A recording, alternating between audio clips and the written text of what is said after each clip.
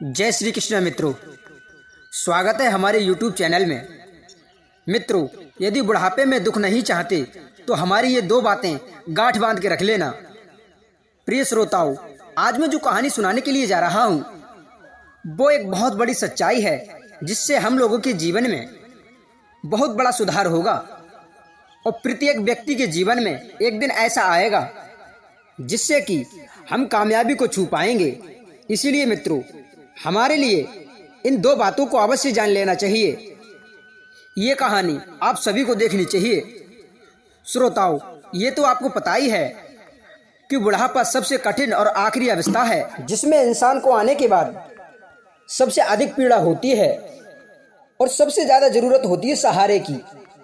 यदि बुढ़ापे के समय अपने ही दूर हो जाएं, तो फिर उससे ज़्यादा अभागा इस दुनिया में कोई नहीं होगा। तो आइए समझते हैं जीवन की वो कड़वी सच्चाई इस छोटी सी वीडियो के माध्यम से। परंतु श्रोताओं, आप सभी से एक निवेदन है, यदि आप सभी दर्शक हमारे चैनल पर पहली बार हैं तो चैनल को अभी सब्सक्राइब कर लें और बेल आइकन को अवश्य ऑन कर दें और मित्रों अच्छे अच्छे कमेंट करें। तो आइए श्रोताओं, आपका कीमती समय नष्ट न करते हुए देखते हैं कहानी की तरफ। एक समय की बात है कि दीपावली का समय था। एक पति और पत्नी बाजार से कुछ जरूरी सामान खरीदने के लिए घर से निकलने ही वाले थे। इतने में अचानक लड़के को अपनी माँ की याद आ गई जो कि घर में अकेली बैठी हुई थी। तब उस लड़के ने अपनी पत्नी से पूछा, हे भाग्यवान, क्या तुमने माँ से पूछा है कि दीपावली के अवसर पर उन्हें कोई सामान तो नहीं मंगाना है? इतनी बात सुनकर पत्नी कहने लगी, तुम भी कैसी बातें करते हो? उनको इस उम्र में भला क्या चाहिए? 2 वक्त की रोटी वो तो मिल ही रही है, इसमें पूछने वाली बात क्या है? तब उसका पति कहने लगा कि हे प्रिय, ऐसी बात नहीं है। हमारी माँ पहली बार दीपावली पर हमारे घर पर रुकी है।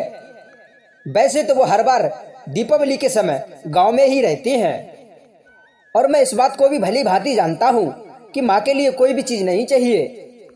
फिर भी माँ का मन रखने के लिए हमारे लिए एक बार अवश्य पूछना चाहिए।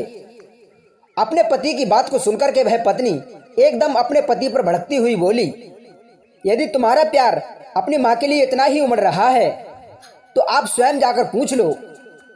और वह इतना कहकर मुंह फुलाकर गाड़ी में बैठ गई।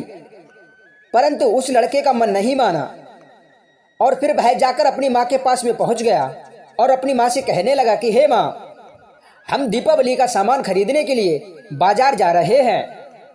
यदि तुम्हारे लिए कोई चीज़ की आवश्यकता हो तो आप हमारे लिए बता दो, हम आपके लिए लेते आएंगे। तब उसकी माँ कहने लगी कि हे बेटा, मेरे लिए कुछ नहीं चाहिए। तो फिर वह लड़के ने फिर से कहा कि हे माता, कुछ तो बता दो, जो तुम्हारी इच्छा हो। तब अपने बेटे की जिद को देखकर माँ ने कहा कि ठीक है बेटा, यदि तुम नहीं मानते हो और जिद करते हो तो मैं तेरे लिए कुछ सामान लिख कर देती हूँ, उसके लिए बाजार से लेते आना। इतना शब्द कहने के बाद में वो माँ घर में चली गई और एक कागज पर कुछ सामान की लिस्ट बनाकर लाई और अपने बेटे को दे दी। और उस लड़के ने उस कागज को बिना पढ़े अपनी जेब में रख लिया और बाहर जाकर अपनी गाड़ी में बैठ गया। और वह पत्नी उसकी पहले से मुंह फुलाकर गाड़ी में बैठी हुई थी। तब लड़का ने अपनी पत्नी को सुनाते हुए कहा, हे प्रिय, मैं तुमसे कह रहा था ना कि माँ से हमें अवश्य पूछना चाहिए, माँ के लिए कोई चीज़ की आवश्यकता तो नहीं। और देखिएगा माँ ने कितनी बड़ी लिस्ट बना के दी है, उन्हें कितने सामान की आवश्यकता है।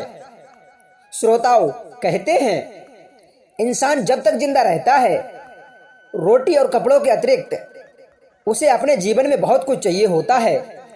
तब उसकी पत्नी कहने लगी कि ठीक है, पहले तो मैं अपना सामान खरीदूंगी, बाद में तुम अपनी माँ का सामान खरीदते रहना। इतना कहकर वह दोनों बाजार के लिए निकल जाते हैं और बाजार में पहुंचने के बाद में उसकी पत्नी अपना सामान खरीदने के लिए गई और अपना सारा सामान खरीदने के बाद अपने पति से बोली कि सुनते हो कि मैं तो खरीदारी करते करते बहुत थक चुकी हूँ, तब तक मैं जाकर गाड़ी में बैठती हूँ और तुम अब जाओ और अपनी माँ का सामान खरीद लो। तो उस लड़के ने वही पर्चा निकाला जो कि उसकी माँ ने दिया था और उसके लिए पढ़ने लगा। लंबी लिस्ट, पता नहीं माँ ने क्या क्या लिख दिया है।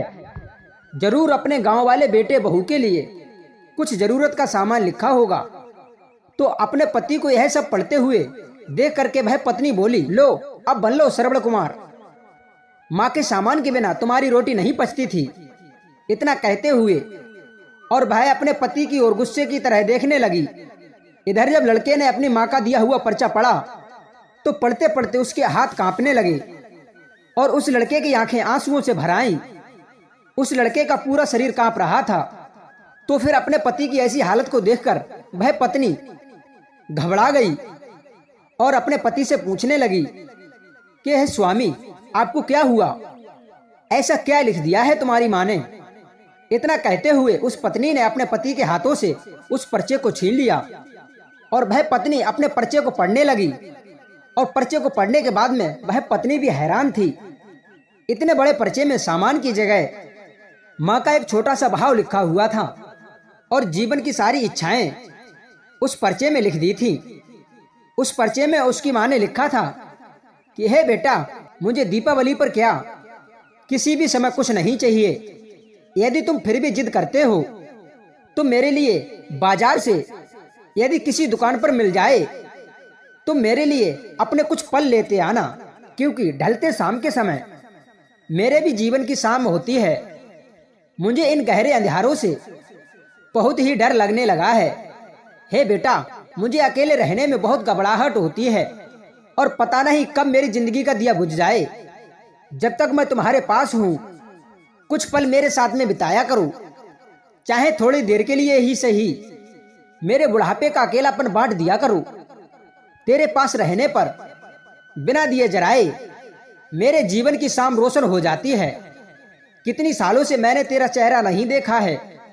एक बार मेरी गोद में अपना सर रखकर लेट जाना। मैं अपनी प्यार भरी हथेली से तेरे सर के लिए सहलाऊंगी।